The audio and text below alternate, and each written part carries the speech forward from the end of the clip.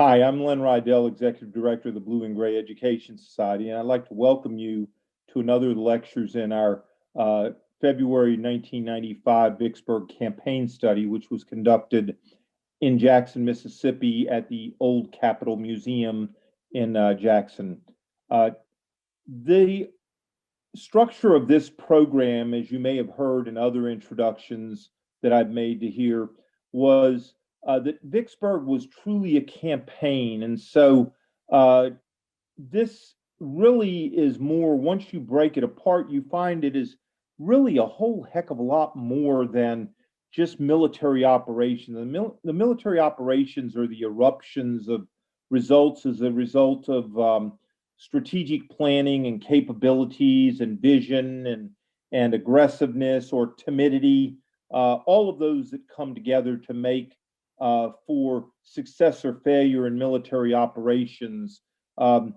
History is replete with officers that graduated one or two in their class at West Point only to be miserable failures as field commanders, because the nature of leadership is really an interpersonal dynamic. And so as an educational organization, what I had hoped to achieve was something that was different than just narratives of battles. And I felt in this particular program that we would get a whole lot more value out of devoting our lectures to personality studies and insights into the people who actually composed the campaign than I would with trying to talk about battlefield sites and encounters and maneuvers that the people were going to see firsthand in the tours with Ed Bars in the afternoons as we conducted these programs. So this entire lecture series supporting the Vicksburg campaign was designed to be light and specific on tactics and heavy on analysis of people who are involved. And nowhere are there two people that are more significant in the Vicksburg campaign than the two commanders. And the next two lectures, this and Mike Ballard's lecture, are going to deal with the two men who were selected to command these operations. This lecture we are getting ready to present will be U.S. Grant in Command, to be followed by John Clifford Pemberton, the commander of the Confederate forces. As I have said previously, Grant is and was at this time an enigma who was already beginning to build a resume of notable successes and had, just by the skin of his teeth, escaped destruction by the politics of the Army and or the politics of 19th century morality in and around in the events that followed the capture of Fort Donelson, surrender of that army to unconditional surrender Grant, the capture of Nashville, and the debacle that almost resulted in the destruction of the Union Army on the banks of the Tennessee at Pittsburgh Landing at the Battle of Shiloh. So now, though, we meet a General Grant who is a bit more seasoned. He's a man who is now some 13 months beyond Shiloh, and he has had several opportunities at command. He has dealt with a balky subordinate, William Stark Rosecrans, in and around Iuka and Corinth, Mississippi, has managed to dispatch them. He has concocted a campaign plan to approach Vicksburg from along the river and along the railroads, south from Grand Junction, Tennessee, through Holly Springs and Oxford, has survived the surprise attack on his lines of communication by Earl Van Dorn and Nathan Bedford Forrest in December of 1862, and is now present on site and ready to assume command of the assembled Union forces in and around Vicksburg for the purposes of bypassing Vicksburg and reducing the garrison there and reopening the Mississippi. So for this lecture again, because I already had him there, I again brought Joe Glatthaar forward and tasked him to focus just on a study of Grant in command. So please join me again in welcoming Dr. Joe Glatthaar.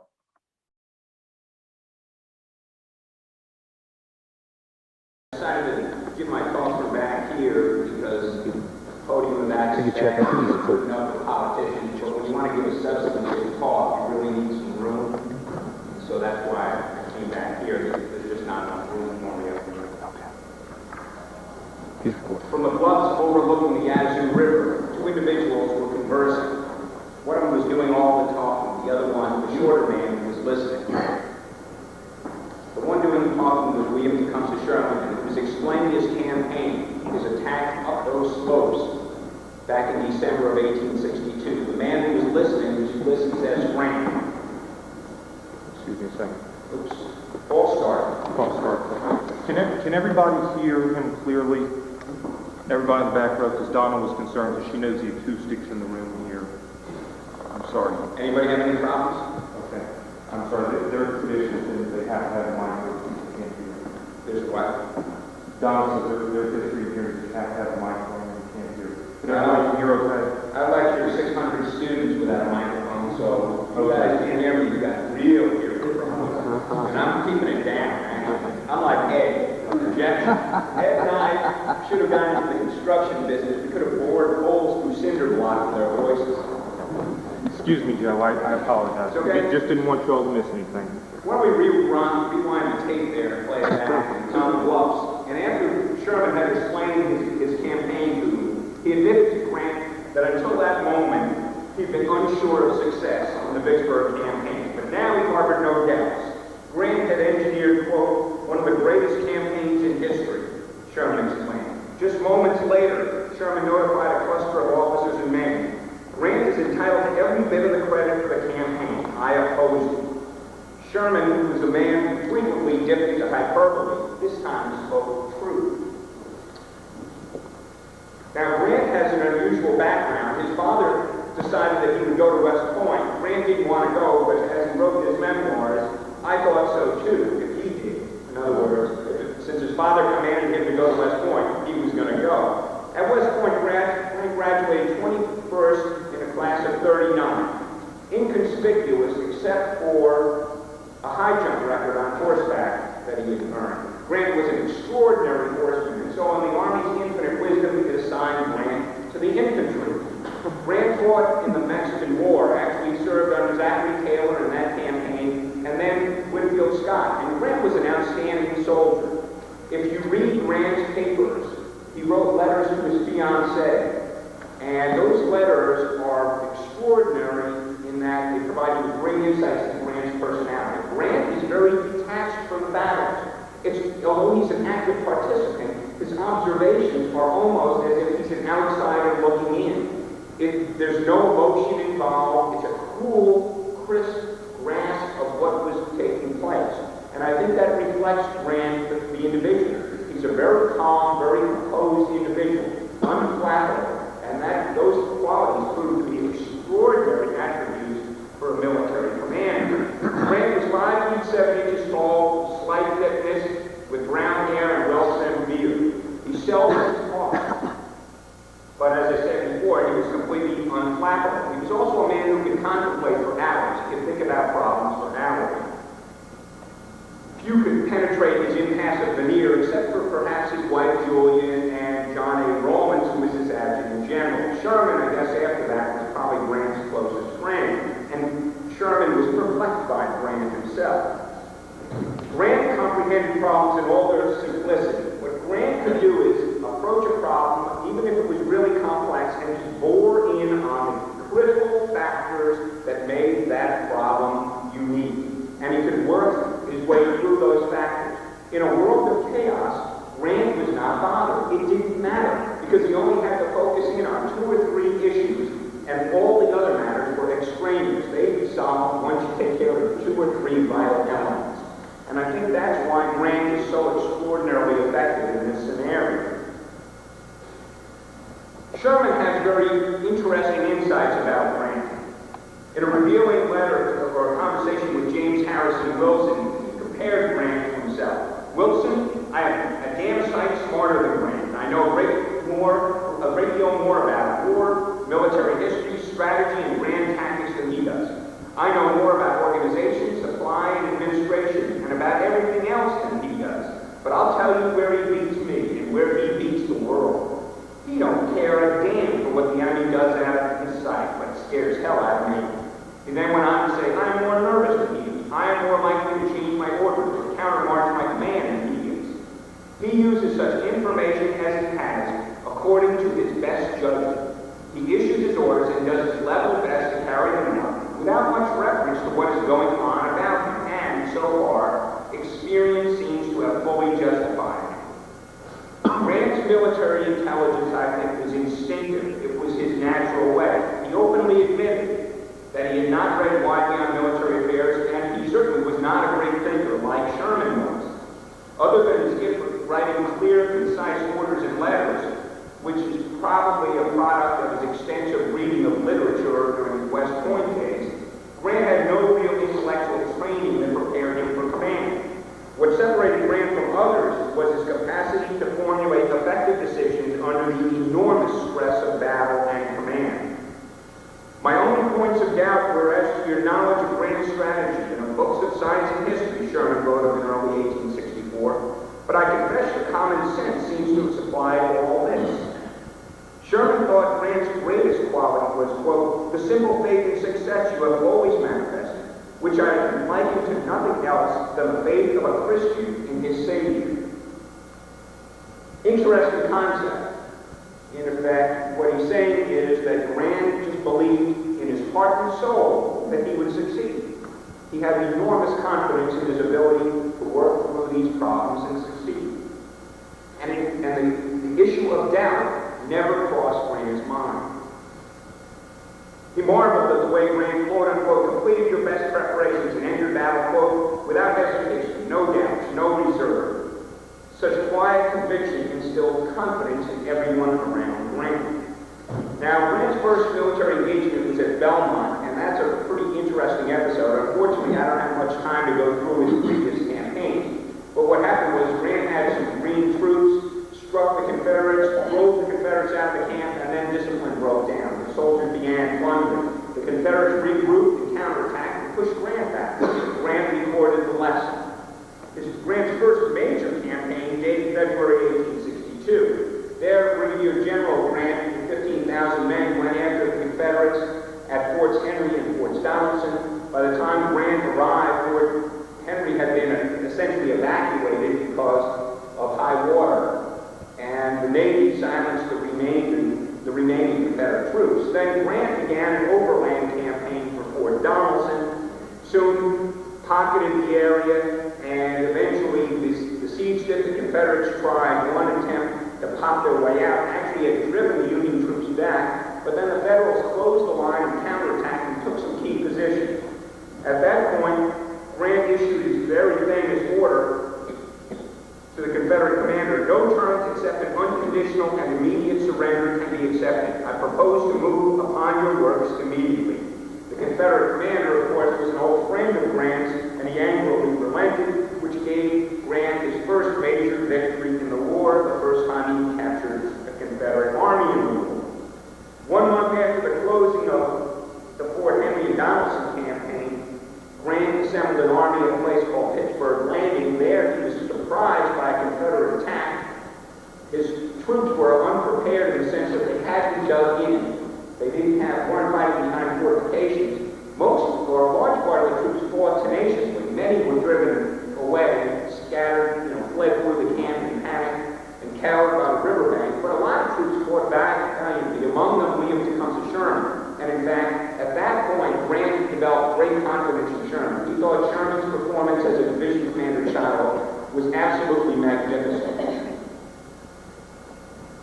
That night, reinforcements arrived from the Union Army, and Grant's troops swept the field. But the cost at Shiloh were extraordinary, and the American public was appalled. Grant's army suffered approximately 13,000 casualties. So Shiloh is the first truly catastrophic engagement in the American Civil War. As the war went on, of course, there were numerous battles which were more volatile, more violent, more destructive than Shiloh. But Shiloh was a real shock to the American public. And Halleck came, stepped in, took command of the forces, and advanced on Corinth. At a snail's pace, I should add. Back in Washington, Grant's reputation suffered badly as a result of the Shiloh engagement. Lincoln had scrutinized Grant's operations previously and had thought well of the man until the Shiloh episode. And then rumors had been spreading about Grant's drinking. In fact, there was a communication problem between Grant and Halleck after the victory of Shiloh as Grant advanced on Nashville. And Halleck couldn't hear, so he assumed Grant was on a binge, a drunken binge, and that's what he reported back to Washington. So that alerted Lincoln to Grant's drinking problems. And so Grant, like so many other people in Washington, were predisposed to think that every time there was a problem with Grant, it was the result of drinking. Now, Grant did have a drinking problem. And if you read the Grant papers, you'll come across numerous instances where those issues are reported by Rawlins's adjutant in general, warnings to Grant, and so on and so forth. But the evidence seems to indicate that it did not affect Grant's ability to perform his job. That is, he seldom drank during campaigning season when he was involved in active campaigning. When Grant was not campaigning, he tended to get bored, and I think that's when he was tempted a little bit with the bottle. During his presidency, of course, he was bored all the time, so he drank all the time, or at least drank a lot more. But that's something you really need to keep in mind. And you see it with an individual like Grant, you see it with Dwight D. Eisenhower. The pinnacle of their careers was not President of the United States. For Grant, it was the commanding general of the Union Army. For Dwight D. Eisenhower, it was Supreme Allied Commander of Europe. Being president was just an afterthought. It was something that they never dreamed about, never really thought about, just did it because it seemed logical. It seemed like it would be a nice thing to have on their resume, so to speak. But it was not their idea of the high point of their lives. And it's hard for a lot of Americans to understand that. You're dealing, remember, with military men, individuals who are trained for what they eventually accomplish. Anyway, they investigated Grant and found out that there was nothing involved. Alcohol was not a matter, but Grant's reputation still began to decline. Delegations allegedly went to the White House and asked for Grant's removal, and Lincoln said, "I cannot spare this man, he fights." But the reality was that Lincoln ordered an investigation, quote, whether any neglect or misconduct of General Grant or any other officer contributed to the sad casualties that befell our forces on Sunday. So Lincoln was not so sure about the entire situation. At the end of the campaign for Corinth, Grant had been supplanted, and so he felt very uncomfortable. He wrote Halleck this letter. "It is generally understood through this army that my position differs but little from that of one in arrest." So what he requested was that he be released from his assignment. Fortunately, Sherman came, talked to Grant, and talked him out of doing that. And then a short time later, Halleck was called back east, and that elevated Grant to the key position again. It gave Grant an opportunity again. Strangely enough, although Halleck was very much Grant's persecutor, once Halleck got to the big office back in Washington, he protected Grant a little bit. For example, he defended Grant in private conversations. He had admitted that Grant certainly had negative qualities, like he said to the Secretary of the Treasury, Salmon P. Chase, that although he is careless of his command, he evaluated Grant as, quote, a good general and brave in battle. So he began to now protect Grant as opposed to obstruct him like he did previously. During the next few months, Grant and Sherman began a lengthy correspondence, dealing with problems, trying to sort out matters, and eventually they developed the rudiments of their raiding strategy. And it's sort of interesting to think in this term, but the Vicksburg Campaign as conducted by Grant is very much like that raiding strategy. Although there's a lot more combat, the concept is fairly similar in that troops are moving rapidly, marching like, he just engineers the campaign in a very effective way, as you'll see in a few minutes. Now, The tough nut to crack, of course, was Vicksburg, and we've gone on tour yesterday, today you're going to get more touring, and tomorrow as well. So I won't go much into the geography or anything, but suffice it to say that a politician turned general, John A. McClernand, an old friend of Lincoln's from Illinois, had been lobbying for a command to go after Vicksburg. And so McClernand got that assignment, and Grant received messages from Halleck saying, why don't you undertake a campaign more rapidly? So Grant's intention was to advance southward along the Mississippi Central, and then swing over on the Vicksburg and Jackson Railroad and push on into Vicksburg, or at least that was his original intention. Later on, then, he came to the conclusion that what he would do is advance down along the railroad and use that as a feint, drawing out the Confederate garrison. Meanwhile, Sherman would come in along the river with the support of the Navy, land, storm the bluffs, and then Sherman would be in between the Confederate forces. He'd be able to swing around to the railroad and advance on into Vicksburg and take the city. That was the Matterhorn concept. In practice, of course, it was a very different situation. Confederate cavalry raids cut Grant's supply line, the railroad, and the Confederates weren't lured out as the Union had anticipated. Sherman's troops landed, stormed the bluffs, got repulsed with heavy losses. It was a real disaster. Then McClernand arrived, and he glommed on to Sherman's proposal to go after Arkansas Post.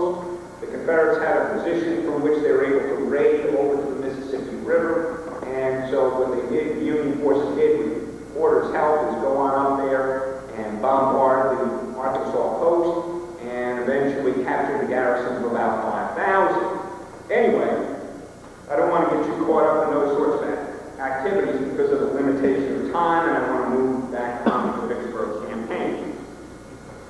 Grant didn't have much confidence in McClernand. He had served with him previously at Forts Henry and Donelson and Shiloh, so he didn't think very well of them. And what he really wanted to do, and what he really felt he had to do, was command the operation himself.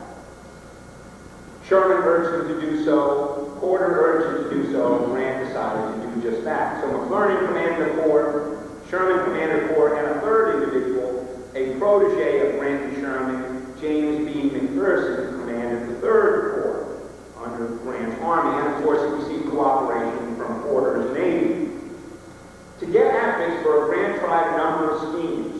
One was to build a canal on the opposite side of the river, but that failed. Another was to go along the west bank of the river, or on the west side of the river, through a circuitous route that would take them all the way down the Red River into the Mississippi River, where they'd be able to lynch up with the with the Union forces under Nathaniel P. Banks. It only seemed like he was a Confederate general sometimes. It's nice to be dealing with these matters 130 years later and poke good barbs at some of these people. Anyway, that route was impractical. Grant tried several other attempts, one to cut the levee and flood the waters so that you get in at the head of the Yallabusha River, or come in at the head of the Yazoo River, and the Confederates built a fort there, and that really blocked the episode. The Navy tried to bombard it out, couldn't do it. And then the last one, which I talked about last night, was the Deer Creek enterprise, which was a really bold attempt by the Union Navy, but it failed as well. When these methods had all failed, Grant was truly perplexed, and that's his exact words. And as he wrote to his wife, said, "Heretofore I have had nothing to do but fight the enemy. This time I have to overcome obstacles to reach him." And that's really true. What was really amazing about the Vicksburg campaign, at least the first part, was how much work it took just to get at the Confederates. And that's all because of the terrain, the rivers, and so on and so forth. Well, while Grant was struggling to gain success, the public was scrutinizing every activity of his, and people in Washington were deeply interested.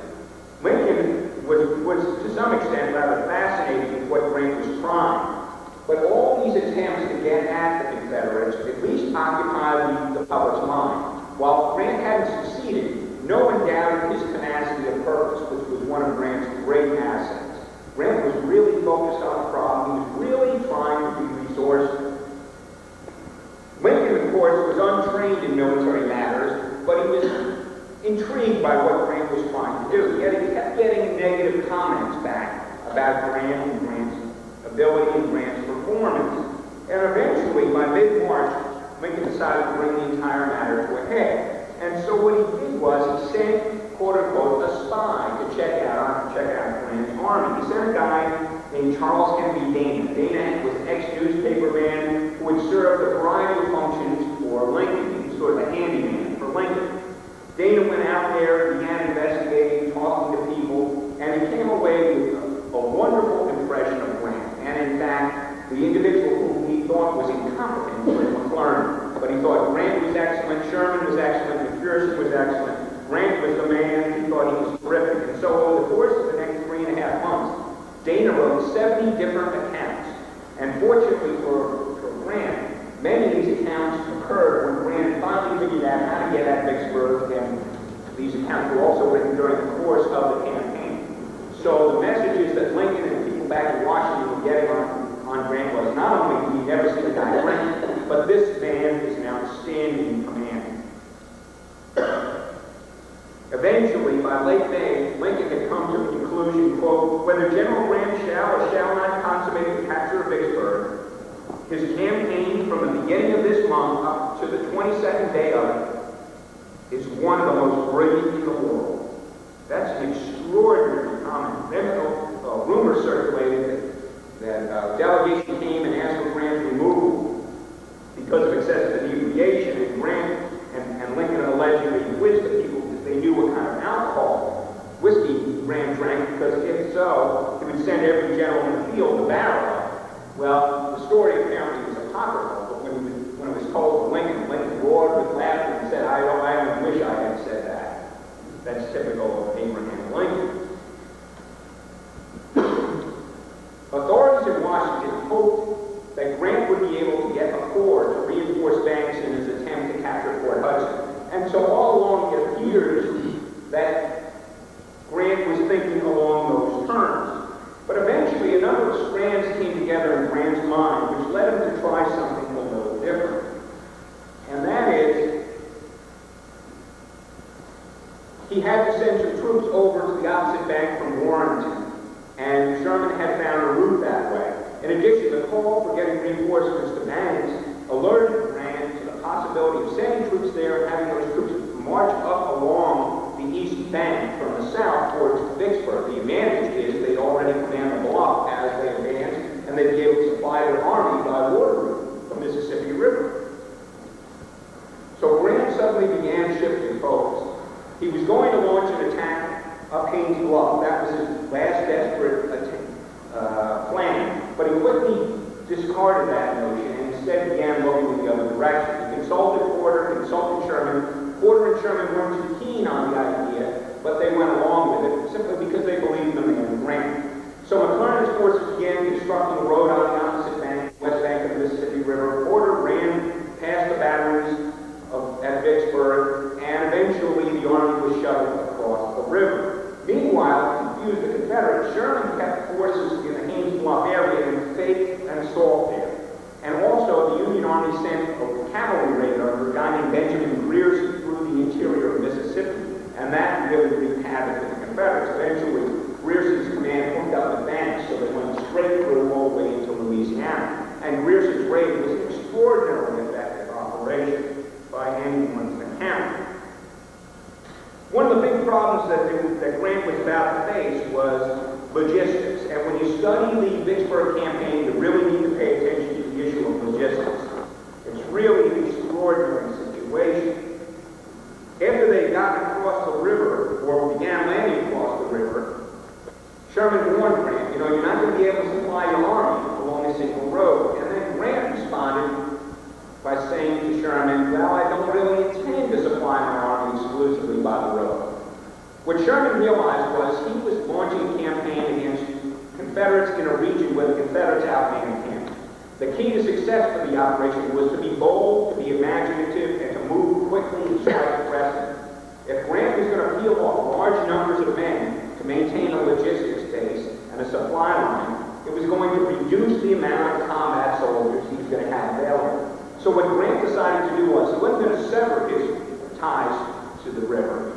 but he was going to reduce the Army's dependence on that supply line as much as possible. In other words, wherever he could, take foodstuffs from the countryside. It's not until late in the campaign that he really breaks ties with the river and then quickly regains his ties a short time thereafter. I think Ed could probably tell us exactly, but I think it's one of the time the armies, it's after the Battle of Raymond that they have really their last supply wagons arriving from the river. And then 10 days later, or less, probably a week later, they put back into the river when they turned on the garrison. All right, so it's a campaign of initiative, audacity, and power. And it's really an extraordinary situation. McClernand began to push inland, and if you were here yesterday, you went on the tour of Fort Gibson. Bowen had about 8,000 men, and he fought valiantly. But what happened was, and what happens throughout the course of this campaign, the Union forces simply overwhelmed the Confederates. The Union troops always have more men on the scene of the action. And so Bowen's got only 8,000 men. McClernand's got a much larger force, virtually his entire corps, and he just overwhelmed Bowen. Bowen fought very effectively, but there wasn't much he could do. At that point, the critical decision of the campaign arrived. Grant was going to send McClernand's corps to the south to join with Banks, but he got a message on May 3 from Banks, which indicated that Banks was not in a position to exploit the troops that Grant could send. And so at that moment, Grant decided to push on, and he then began driving up towards Raymond. Now this is where Pemberton got deceived. Pemberton fortified a position, or took a position around the Big Black River, and he had sent a brigade under a guy named Gregg out to Raymond. And what he thought Grant was going to do is come out and, if they push inland, pivot and swing around against the Confederates. And what he'd have Gregg do is, as Grant's army was pivoting around, he'd strike in the rear when Pemberton could strike in the front. What he didn't realize was that Grant was going to split two Confederate commands, one under Joseph E. Johnston building up in Jackson, another of Pemberton's army, just plow up towards Jackson, then pivot and come back in. Well, poor Gregg was there with a brigade, and McPherson's entire corps advanced on it in Raymond. Raymond was a strange battlefield. You got a lot of smoke, dust, tough terrain. And Gregg took command and fought really well for a while, but you just can't get a brigade to hold back the entire corps, especially a corps of veteran soldiers. And so Gregg eventually was brushed aside. Pretty wild situation. What you got now is the Union Army positioned between two major Confederate forces, and Grant realized in that situation he had to act quickly. So early the next morning, he had McPherson on the road to Clinton. The object was to break a railroad, sever communications between Pemberton and Johnston. He had Sherman push more directly on to Jackson.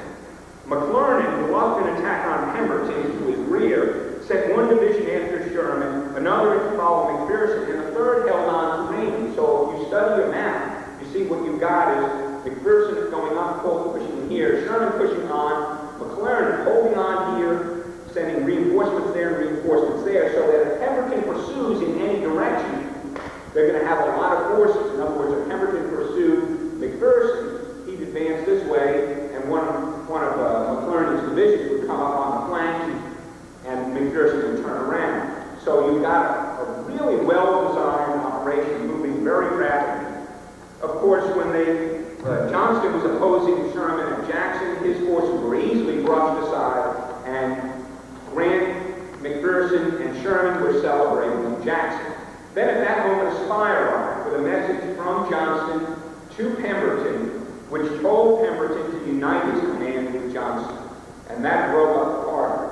Grant quickly acted. He had McPherson turn his army around and push towards Bolton Station. And Sherman remained in Jackson to destroy the city, anything of military value, and then turn around and pursue.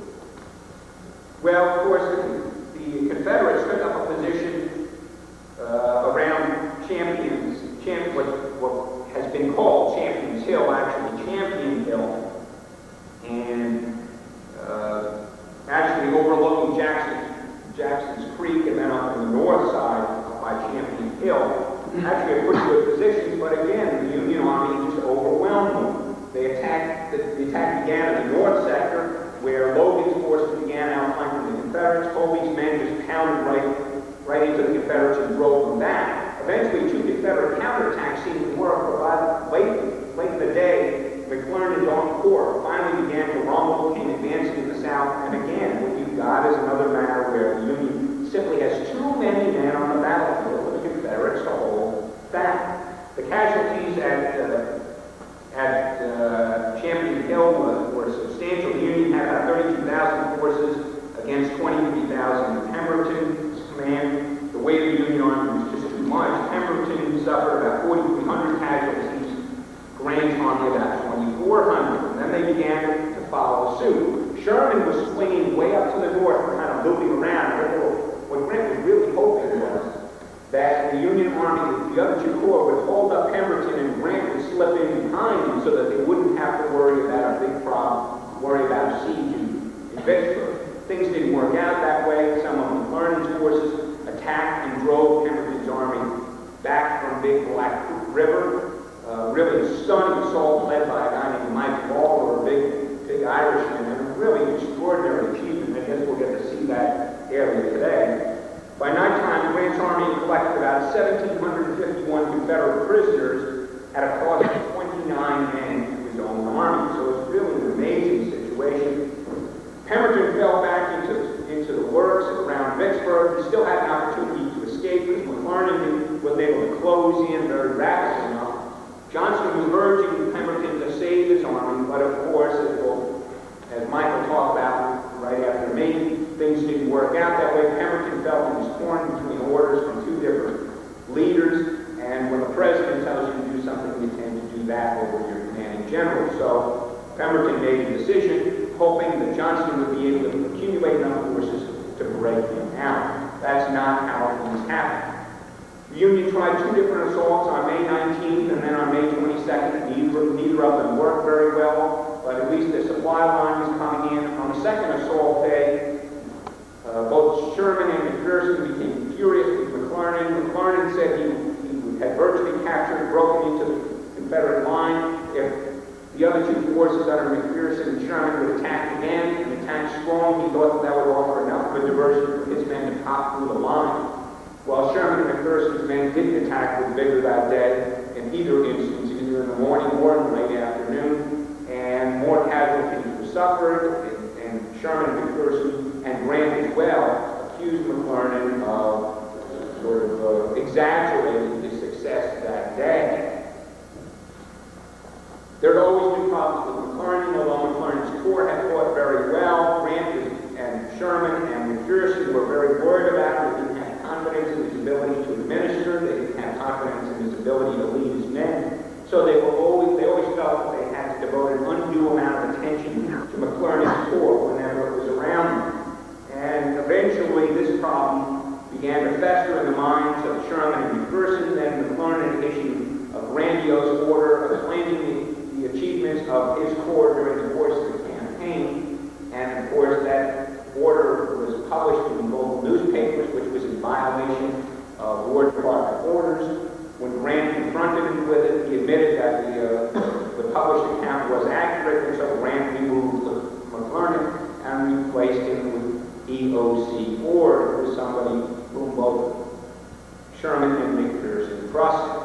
So that's how McClernand got nailed, got knocked out. There probably could have been serious political consequences for Grant as a result of it, but not when he succeeded so magnificently in the Vicksburg Campaign. The siege lasted approximately 6 weeks, and of course the Confederate garrison of approximately 30,000 men capitulated along with 172 cannons on the 4th of July. The surrender of Vicksburg on the 4th vindicated Lincoln's decision to stick with Grant in the face of protest. His candid confession of error, written barely 1 week later, not only pertained to the decisive moment of the campaign, it also reflected his newfound faith in Grant. I think this is one of the great letters of all time. It's really worth reading in its entirety. I don't have time, but let me read an excerpt from it. He began by saying, "I do not remember that you and I ever met personally. I write this now as a grateful acknowledgement for the almost inestimable service you have done the country. Lincoln explained how all along he had preferred Grant's eventual course of action to march his troops down the west bank, below Vicksburg, run gunboats and transports past the batteries and shuttle his army across the Mississippi River. He had little confidence in the Yazoo River schemes and the like, quote, except a general hope that you knew better than I. When Grant swung to the northwest after the capture of Grand Gulf, rather than reinforcing Banks at Port Hudson, quote, I feared it was a mistake. Then, with candor and humility, Lincoln concluded with these choice words. I now wish to make the personal acknowledgement that you were right and I was wrong. Geez, that's refreshing to hear a president of the United States admit he was wrong. For the second time in the war, Grant had captured an entire army. It was his most sterling military feat. He exhibited complete mastery of what modern soldiers call the operational art of war, the use of military forces in major operations or campaigns to fulfill strategic goals in a theater of war. During the struggle for Vicksburg, Grant relied on boldness, speed, maneuverability, and concentration at the decisive point to baffle two Confederate armies.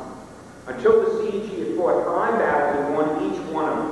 Despite a preponderance of Confederate forces in the region, Grant achieved manpower superiority on each battlefield. He split the rebel forces, severed their communications, powered one field command back to the northwest, and then pounded another one back into the defense of Vicksburg.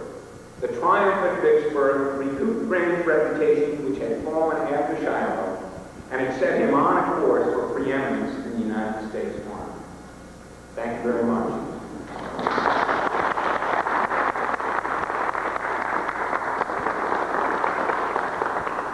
Take about 10 minutes for questions. Boy, I moved through that expeditiously, did I not? We got there. Our long-winded friend Len really cutting to my speech time. Thanks, Joe. I knew you'd like that. See that when you're on that bully pulpit, you can get away with murder. Of course, he signs the checks in the end, so he's got ultimate power. Yes? After Grant turned back to Jackson, were there any plans of the Confederacy to come back to Jackson and Jackson was Yeah, well, it's an interesting situation. I guess Ed will probably cover this in greater detail today when we're on the battlefield floor, but essentially Pemberton thought about pushing down south and severing Grant's supply line, and he actually began to undertake it. But he had problems crossing Baker's Creek, isn't that right, Ed? Yeah. And began pushing up towards the road that went from Jackson to Vicksburg. But meanwhile, he was getting messages from Johnston. Johnston was saying, come and unite with me. And so Pemberton began moving in that direction, then thought better of it, and changed his mind, and then coming back, oh, by that point, Grant had spun his army around and began advancing with McClernand's course from the southeast, and McPherson's corps from the east. Johnston is sort of interesting, and this is a really important issue. When Sherman and McPherson inhabited Johnston sort of pushed away in a really horrible direction. That is, he fell back to the northeast, which took him so far away from Pemberton, and while Pemberton at the same time was pushing to the southeast, it really made the situation a nightmare. Johnston, I'm not the biggest fan of Joe Johnston, and this is not one of his finest days. The entire campaign, frankly, is not a very strong situation with regard to Johnson. Ed? Since I only wish that Robert Craig and Bud Robertson were here for you to ask when you address my next question. Address my question. In view of what you have just said, which I, with another great mind, agree with you, to make some remarks on why you have Grant's dealing in a more difficult terrain, dealing in far greater numbers, that there is this aura that Jackson Valley campaign is so much more brilliant than Grant's Vicksburg campaign. Boy, I admire Jackson very much, but I think Grant's Vicksburg campaign is probably the finest campaign in the entire war. You look at the situation situation, let's face facts. Pemberton is not one of the finest commanders in the war, but he's vastly superior, to my mind, than Nathaniel P. Banks in 1862. And Banks has an overwhelming force. Remember, Banks has a 2-to-1 majority, but he just doesn't command very effectively. And Jackson has the advantage of Lee's mind. If you read the correspondence between Jackson and Lee lays out all the options for Jackson, because Lee is incredibly good at that. Lee's got incredible ability to look into the mind of his opposing commander, see what steps are possible, measure those steps against what the individual actually does, and gain great insight. And then he would lay out options to Jackson, say, I can't tell you what you should do on the scene because you're there. I don't know what the weather's like, I don't know what the roads are like, I don't know how much faith you have in your troops, so you've got to make a decision. But I'd recommend, if you can, you take this course of action. Well, that's what Jackson does. And so Jackson, while he conducts a wonderful campaign, Grant's Vicksburg campaign is out of this world, because when you rode around yesterday, can you imagine trying to maneuver an army through that muck? Or today we're going to see some incredible achievements on the part of Grant's army, marching rapidly, fighting brilliantly. It's just a splendid campaign. And as I said, I think it's the finest exhibition of military command in the entire war, the Vicksburg campaign. Anybody who loses faith in Grant in 1864, I think, really loses sight of just what a phenomenal achievement Vicksburg is. Grant really stated it right when he said, beforehand, all I had to do was defeat the enemy. My big problem is getting at the enemy here. Well, Grant was probably before when he got to the eastern bend of the Mississippi River, south of the river, because then his major opponent was the Confederate Army. He had finally surmounted the obstacle. Yes? Is there an argument that Pemberton should have tried to save the Confederate Army by joining Johnson? In hindsight, should have done? Well, Michael will talk about this, I assume, later on today, but he's in a very difficult position. The President of the United States tells you to hold, and Johnston's ordering him out, and it's easy to say from hindsight that he should have gotten out, because of course the army was lost. But that's speaking from hindsight. You know what I mean? If you're in Pemberton's position, you've got a really difficult problem here. And part of Pemberton's problem is Grant. Grant maneuvers his army magnificently. He's always on the move. If you trace Grant's movements along various routes and so on, which I presume we'll do today, you'll get a sense of how on top of things Grant really is. It's just marvelous what he's done. And so Pemberton is responding as if he's confronting most Army of the Potomac commanders. If you would replace Grant with, Hooker or McClellan or someone like that after Grant had moved the army across the river, Pemberton's concept probably would have worked. But what he didn't anticipate was confronting a guy like Grant, who was going to act in an imaginative way, who was going to take bold steps, move rapidly, do unconventional things in order to defeat the Confederates. Yes? Wasn't Pemberton more or less under directions from Jefferson Davis that he was to take Vicksburg? Well, yeah, that's exactly right. What you've got is a real command problem here. Johnston's assigned to assume command of both the Army of Tennessee and the Army in the Mississippi area under Pemberton. But Johnston doesn't fill the power boundary. And as a result, because he doesn't take charge of the situation 6 months earlier, Pemberton is still corresponding with Davis because he needs information. So Davis is intervening because somebody's got to fill in the void. And that's where the problem lies. My criticism of Johnston at the core is he's a man who's been elevated beyond his capacity. He's assigned to a command structure or a command system in which he lacks the capacity to do what's necessary. He can command an army on the scene, but he can't envision commanding troops beyond his view. And that indicates to me a severe limitation. A guy like Johnston would be way out of his element in an army today. Whereas individuals like Grant and Sherman and Lee exhibited the capacity to command large forces great distances away from their troops. And that indicates to me that those guys were able to function at an operational and strategic level that Johnston was never able to do. But Davis expected him to be able to do it. Okay? Yes? When did Grant exactly decide to move on Jackson?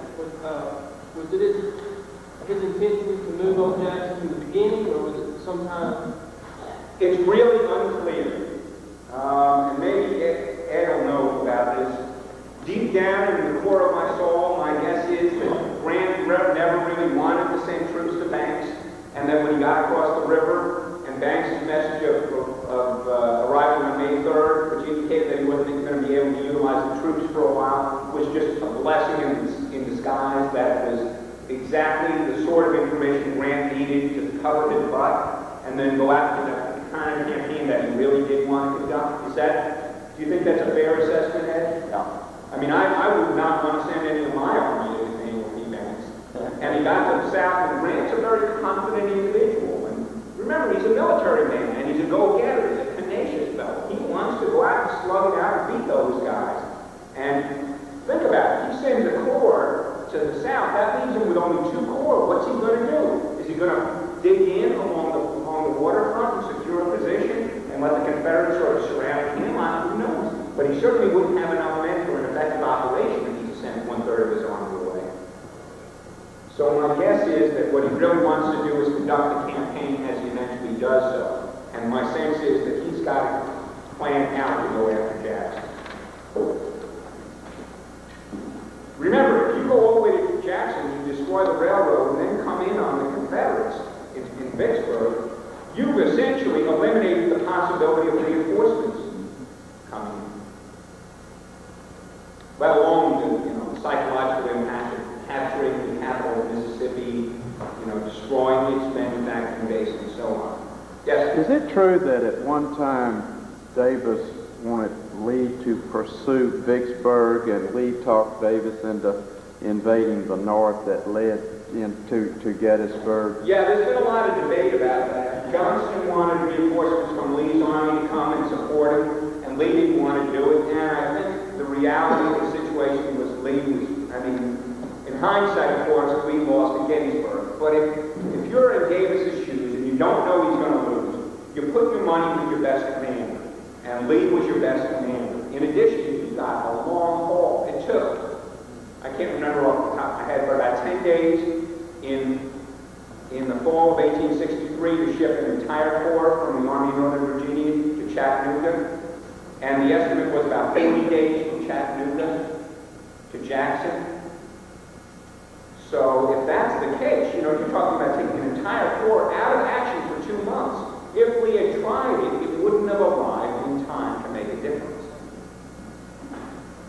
Isn't it also true that this was one of the few times that if you combine Johnson's troops with Pemberton's troops, didn't they outnumber Grant from about 60,000 to 44,000? Yeah, that's about right. But then, of course, once the siege occurred, the Union began pouring troops in, so Grant's army increased dramatically. Yes? Since Lee's come up in the conversation, it's a matter of opinion. Who's the better general, Grant or Lee, given equal resources? It's always seemed that Grant faced Lee at his worst, when he was down on corps commander, division commander. It's very hard. It's a very hard question because while people focus on the attrition in the Army of Northern Virginia, the problem you have with the Army of the Potomac is you've got a bunch of commanders who real frankly don't cut it. Hancock was at one time a good corps commander, but he had lost it. He's not there anymore. He's lost a step. He's slow. The other corps commanders, Burnside's an absolute disaster. I mean, heck, in Wilderness, he gets lost in the middle of the battle for an entire day. How can you be in the middle of a battle and be lost? And that's true. And Warren didn't cut it. These guys were just too slow. They didn't move aggressively. And it takes Grant a long time to get people in place, he holds on to Meade, I think, wisely because Meade knows the personnel. But these are not necessarily the sorts of men that Grant believes in. Grant trained, or let me rephrase this. The armies that develop out west, because of the great distances you have to cover, are accustomed to longer marches, quicker marches, more effective. They're more effective in that way. They respond quicker to orders. The Army of the Potomac is, because you're fighting in a very confined space, is accustomed to slowness and grinding it out and that sort of thing. And I don't think that's the sort of campaign that Grant wanted to fight. What Grant wanted to fight was one much more like he was accustomed to out west, where your division commanders, your brigade commanders all move rapidly, they're aggressive, they march great distances quickly, they strike and sting, and they handle themselves really, really effectively. But that was not the Army of the Potomac. And so, and people in the Army of the Potomac weren't willing to assume great responsibilities. Grant's Army, people were accustomed to assuming responsibility. And if you didn't cut it, they were going to get rid of it. So you didn't know better. It's a very different concept of command that you got from the Western Army to the Eastern Army. And Grant is not prepared for that, I think. And as a result, when he comes up with a concept, its implementation is very ineffective with the Army of the Potomac. So it's a very hard situation comparing Grant to Lee in that scenario. Because Grant's commanding an army or heading an army that isn't the sort that he would build. Grant's kind of guy is Sheridan. It's not Warren, or it's not, even Hancock, let alone some of the others. One more question, please. Okay. No more questions.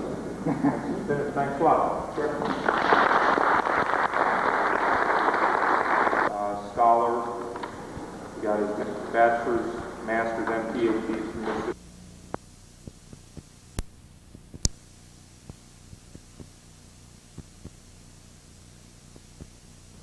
Master's and PhDs from Mississippi State University. He is a direct descendant of great-great-grandfather in the 1st Mississippi Artillery. And Mike has done extensive research personally on elements as they pertain to Mississippi. He is, of course, the author of a splendid book on John C. Pemberton, Selection of History Book Club, and is working on, you are currently editing a diary of the 16th Mississippi, the gentleman in the 16th Mississippi, which is due out when? Hopefully about November. Having read Pemberton, it's a delightful book, and I couldn't think of anybody better to speak on the Confederate leadership, or we'll leave it at that, Confederate leadership at Vicksburg and in the campaign than Michael Ballard.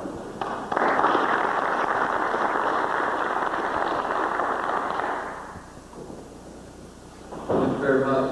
I deviate from Joe's presentation a couple of ways.